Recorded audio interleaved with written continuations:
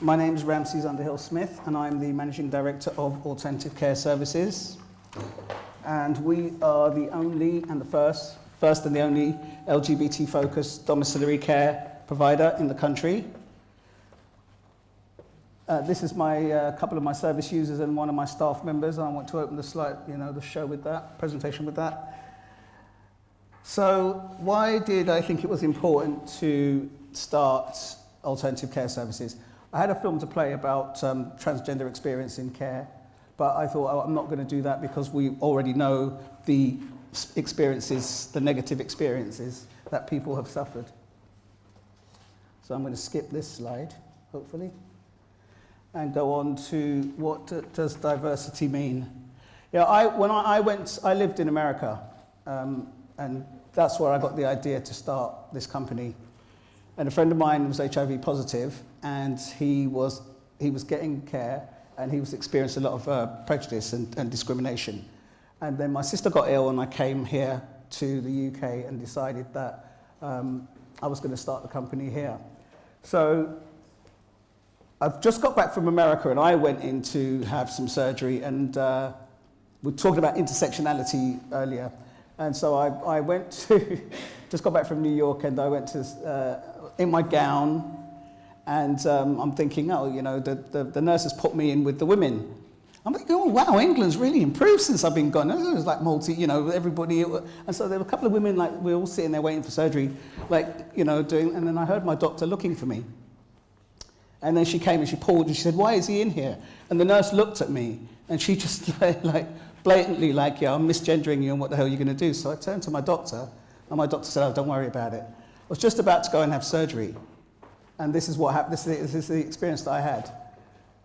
So I was left feeling all kinds of things. Humiliation, I was left feeling helpless, disrespected. And those are things that I realized that we couldn't do. We couldn't deal with these things anymore. There's something had to give. It's time that everybody got respected for who they are. This is what diversity means. It means difference. All of us are different. None of us are the same. Some of us are more same than others, and some of us are more different than others, but we're all different. So I want to play you this short film just so that you can understand. So this is today's youth and tomorrow's seniors, just so that people can understand exactly who we're going to be, who we are dealing with, not just, you've seen the young people just now just reciting poetry and all of that, and this is generally how the world is going. Everybody wants a seat at the table. We have the U2 movement, everybody wants a voice. It isn't good enough now that we just say, we've had no training and we're going to continue with this, and the horror stories that we've heard today really are just not acceptable anymore in this day and age. And conferences like this where we have people, you're sitting here, you're willing to talk about it, but we need change. I've started this company, and we've been our first year, and we've had our CQC inspection, and one of the things that came out of that is that he kept saying, you've got no complaints. Why have you got no complaints? I think there's two reasons. One reason is I don't come from a healthcare background, so I expect the best. I expect what I want. And the other thing is that we really work to try and work out what it is that we need to be giving to our service users. So. Are you a boy or a girl? Is it he or she or they or what? That's so in right now to be #gender fluid. Where do you shop, in the men's or the women's section? Or unisex? Unisex! That word needs to die! So what's going on down there? None of your business. I have had this many times. It's this fixation to know they have to know, because what they see is unclear. People don't even bother to ask me. They sort of forcibly tell me in the street, you've got this genitalia. And they can just go along and walk past people in the street and just sort of tick off vagina, penis. Vagina, penis. I feel less anxious now. Your genitals have nothing to do with your gender anyway. Yeah. Those two organs don't identify your whole life, and they shouldn't. That's so trendy right now, #gender fluid. I can see this person.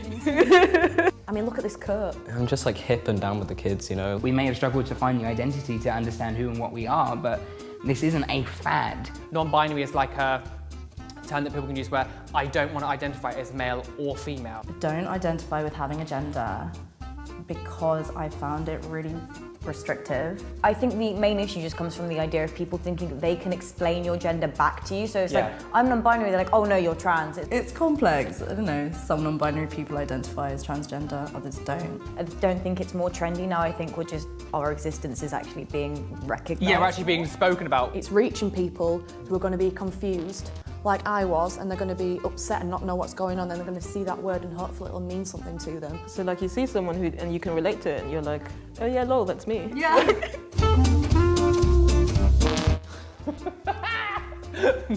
What toilet do you use? I kind of find myself having a breakdown about that on the daily. Whichever one I please. Like the amount of times that I've gone into women's bathrooms and it's like, oh, this is the women's bathroom.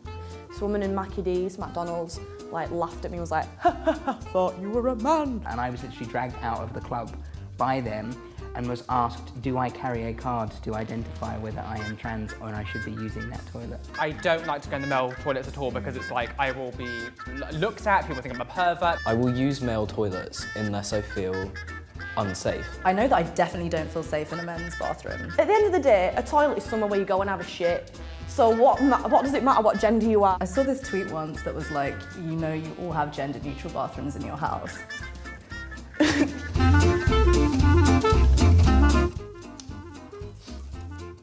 But were you born a man or a woman?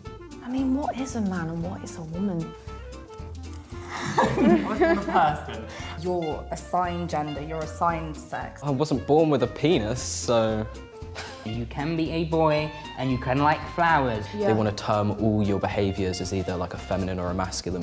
You can be a girl and you can like cars. Then determine which they think you're more strong in and put you in that box. I know, what do you know? The comments on this video, there are only two genders. Oh, I identify as an attack helicopter.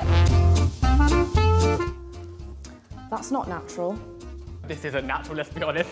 It literally is though. Like, what? Is marriage natural? Like, have you ever seen two squirrels, like one in a suit, one in the right dress, like with a sparrow marrying them in the forest? No. Non-binary identity has been existing since the beginning of time. You see other societies and cultures out there and they don't have this very strict two-box rule. In the Torah, there are like over 6 or 7 genders. Like Native Americans had 4 genders. I think it's India, there's third gender. Because there are so many examples in the animal kingdom. Snails are hermaphrodites. Male seahorses give birth to their children. Clownfish change sex halfway through their life. Yeah. Which is a Finding Nemo sequel I'd like to see. Is it he or she? I mean, thank you for asking. 2 options, he or she. Babes. But there's he and she, they, their, ze, ze, fee as well. It can be confusing for someone because they don't know what you're presenting as necessarily. From about 6 feet away, they presume me to be female, and then they get closer and they're like, oh. I went in one shop and they're like, okay, sir, yeah, we'll keep on to that, thank you, sir. I walk into another shop 10 minutes later and they're like, yes, madam, I can't fucking win. If someone wants that, those pronouns used for them, then like, that's why it's important. Any thought that I would be assumed female is like just the most uncomfortable feelings. And also like people do get pronouns wrong sometimes, but just like correct yourself and it's fine. And people are like, oh no, but I actually like really struggle changing pronouns because I've known you for a really long time. I'm like, yeah, imagine what it must be like to actually be a non-binary person. Yeah, exactly. Like, you're struggling with grammar. I'm struggling with life. Do you shop in the men's or women's section? Both is good. Both is good. I don't understand why we're still saying this is a female piece of clothing or this is a male piece of clothing. You have this whole store of all these wonderful things that you could open your mind to. Like, Sometimes I'll wear a crop top. Some days I would play with Barbies and wear a fairy dress. And sometimes I'll wear a suit. Other days I'd be in a Thunderbirds costume. but I'm not doing this for you, I'm doing this for me. This is my sort of armour and my portrayal of how I feel inside. I remember from my 12th birthday, I got Hulk boxer shorts off my mum, and I was beautiful. I was a happy little queen. Are you gay? Yes.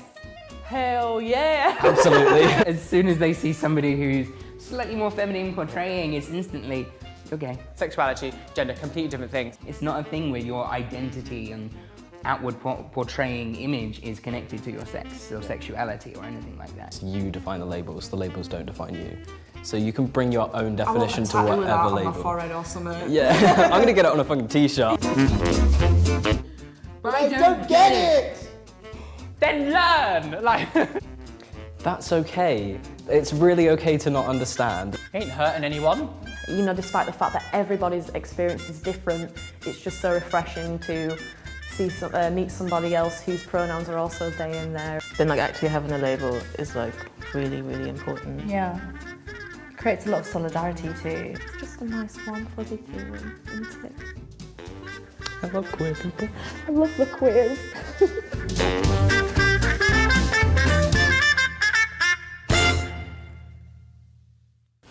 So in terms of providing the services that I provide, the issues that I came across in terms of the NHS and all sort of clinical services is the language, and everything is man and woman. So if you're doing a referral, so people have problems finding me or deciding that they want to use our services because everything is man and woman. There's nothing to do with LGBT at all. So if you look at CQC, there's no references, nothing at all. And this is the thing that I think that as people that can change what's going on, that we really need to look at. We need to really think about, we're talking about diversity, but we need to think about how we can be inclusive. So when you guys go back to your offices and stuff, just look at any documentation. Policies are great, and we don't use policies, or I know we don't use policies every day to dictate what we do in our day-to-day running of our businesses and the services that we provide. It's really important to start to think about language in a term or in non-gender neutral terms. And it does take a lot of doing, but once we start doing it, it's like any type of language. Once we start to do these things, it becomes the norm. And this is, I think, how we're going to really challenge what's going on inside of providing good services. And I think on a wider level, when we do this, is that we open up the services. There's a lot we're going to learn as individuals, but we open up the services for other areas that need to be addressed, other issues that need to be addressed. So it really is important to think about, when you see someone walk in and you don't know, just to turn around and have a guess is not good enough. Just ask. If you're not sure, ask. How would you like me to refer to you? It's a simple question, but it's so respectful. And just that question will change the difference between how that person's going to continue interacting with your service. If someone misgenders me deliberately, I'm never going to want to go back there. If someone just asks the question, it's just going to make me understand that actually you respect me as a human being.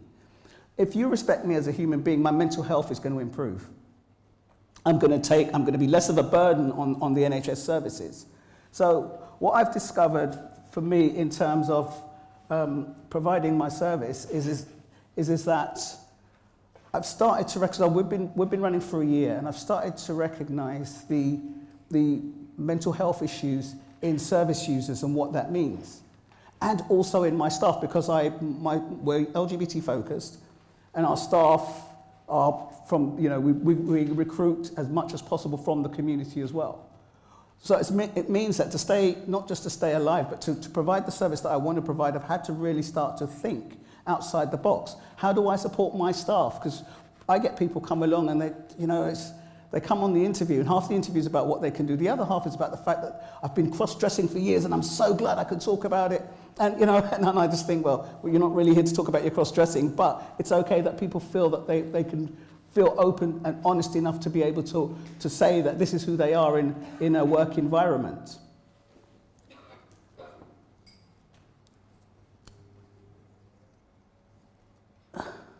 It's so important that people are respected. I know that what we've done is we've come up with, I've devised a course now for resilience for some of our staff. Resilience training for them in terms of when they come up. And we're also looking at mental health training for our staff, and also to be able to support our service users. I can see the very clear distinction, because we're LGBT focused, but not solely. I can see the clear distinction between service users and their mental health capacities and their mental health struggles.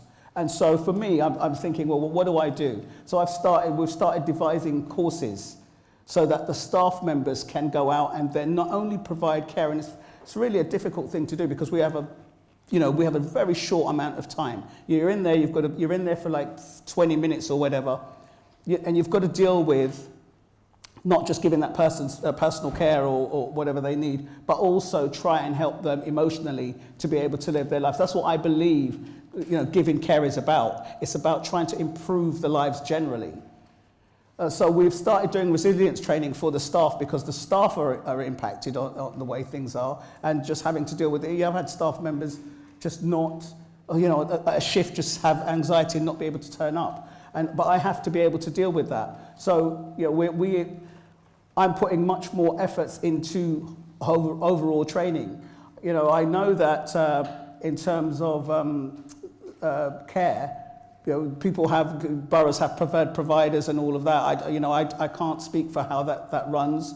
I don't necessarily think that that's the best way to provide care. I think what you get is that you get more people who are going to be iller because people just come in and out. If you're a transgender person and someone turns up who is to your house to give you personal care, who is ultra religious and decides to pray for you, you are at their mercy.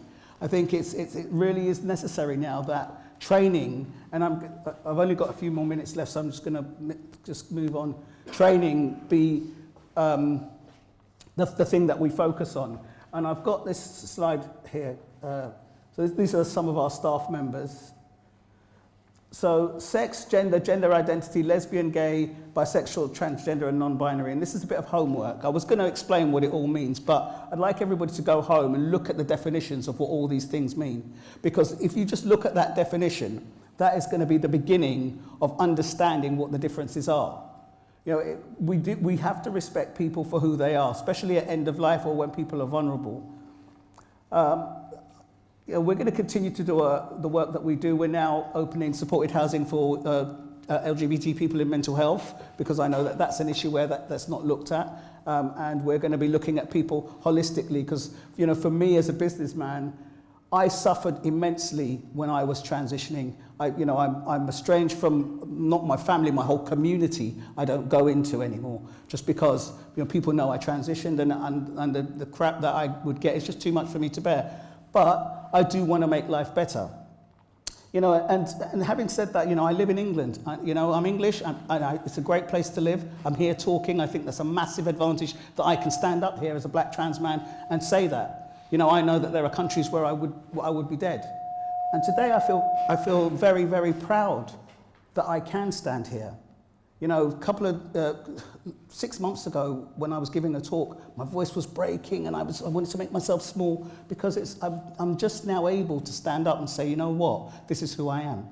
So think about language, very tiny steps, but just take a step. Have a look up what the definitions are, and just look at your paperwork, look at anything that you've got a form, and see where you could make improvements. And those suggestions, take it to your line managers or wherever you need to, and slowly together we will make a change that will be positive. Thank you.